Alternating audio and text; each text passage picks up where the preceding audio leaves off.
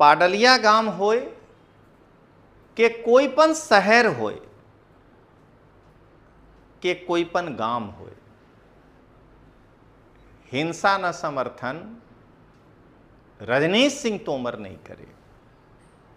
કેમ કે હું ઇતિહાસના શિક્ષક છું અને યુપીએસસીના વિદ્યાર્થીઓને 25 વર્ષોથી વિશ્વના ઇતિહાસ ભણાવું છું.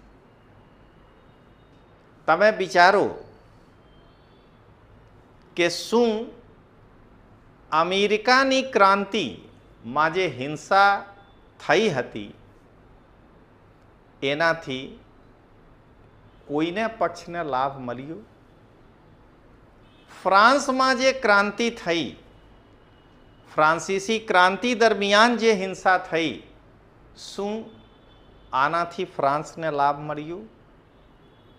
અને રૂસમાં જે રશિયન ક્રાંતિ થઈ અને એમના જે હિંસા થયા હતા, શું એનાથી બંને પક્ષમાં નુકસાન થયા હતા? લોકો જીવ ગુમાવ્યા હતા. આના કારણે હું હિંસાને સમર્થન નહીં કરું છું.